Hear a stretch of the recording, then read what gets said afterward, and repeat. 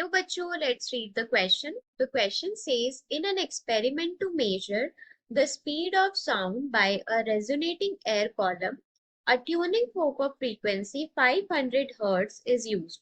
The length of the air column is varied by changing the level of water in the resonance tube.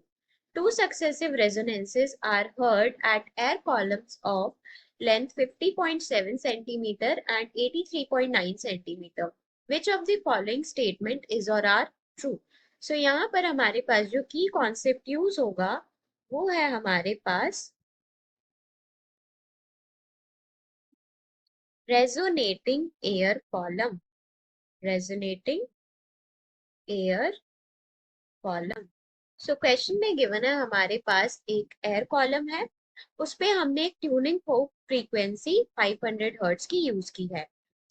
वहां पे हमारे पास जो है हम लेंथ ऑफ एयर कॉलम को change कर रहे हैं by changing the level of water. तो सक्सेसिव रेजोनेंस हमको 50.7 सेंटीमीटर और 83.9 सेंटीमीटर पे सुनाई गई है। सबसे पहले हम यहाँ पर रेजोनेंस ट्यूब को ड्रॉ करते हैं। ये है हमारे पास रेजोनेंस ट्यूब। ये ऊपर से ओपन है और नीचे से क्लोज होगी क्योंकि नीचे वाटर है।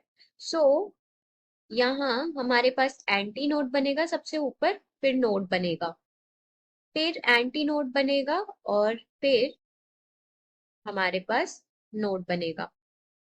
फिर हमारे पास ऐसे ही ये जो है प्रोसेस आगे बढ़ेगा। तो सबसे पहले जो हमको रेजोनेंस सुनाई दी गई है वो हमको इस पॉइंट पे सुनाई दी गई है, जिसकी जो लेंथ है वो हमको 50.7 सेंटीमीटर गिवन है। उसके बाद हमको इस पॉइंट पे सुनाई दी गई है, जिसकी जो लेंथ है वो हमारे पास 83.9 सेंटीमीटर गिवन है। यहाँ पर हमने मान लिया कि N1 जो है वो 50.7 सेंटीमीटर के करस्पॉन्डिंग हार्मोनिक है और N2 जो है वो हार्मोनिक करस्पॉन्डिंग टू 83.9 सेंटीमीटर है। हम क्या बोल सकते हैं, let N1 be the harmonic corresponding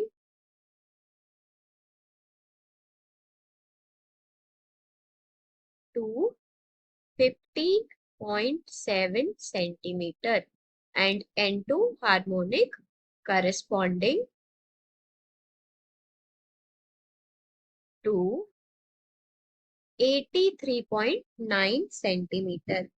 अब क्योंकि ये दोनों कॉन्जिक्यूटिव हार्मोनिक्स हैं, मतलब एक के बाद एक होने वाली हार्मोनिक है, तो इन दोनों का जो डिफरेंस होगा वो क्या होगा, हमारे पास लैम्डा बाई 2 के इक्वल होगा। मतलब 83.9 माइनस 50.7 जो है वो किसके इक्वल होगा, वो लैम्डा बाई 2 के इक्वल होगा।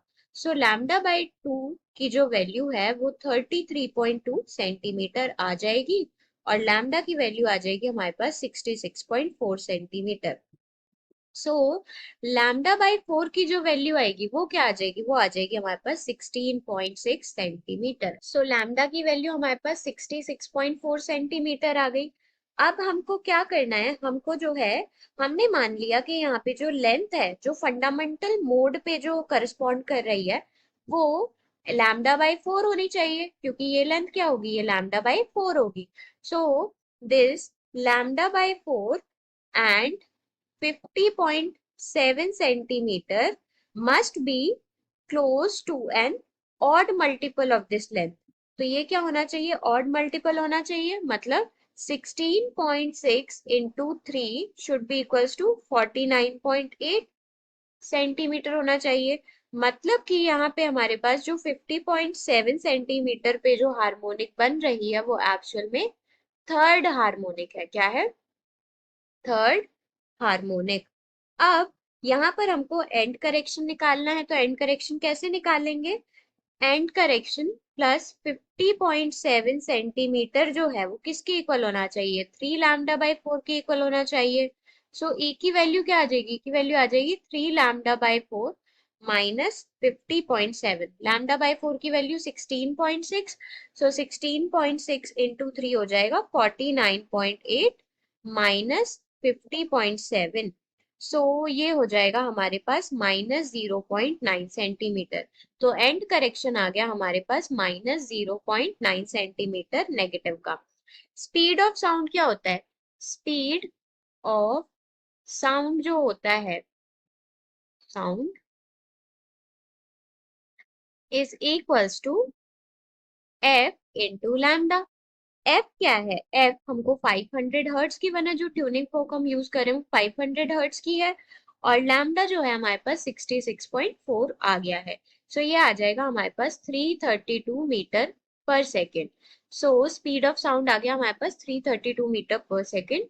सो यहाँ पे A option, B option, C option तीनों ही करेक्ट ऑप्शन है। So A B C are correct option. So A option is correct, B option is correct, and C option is correct. Hope you understood it well. Best of luck.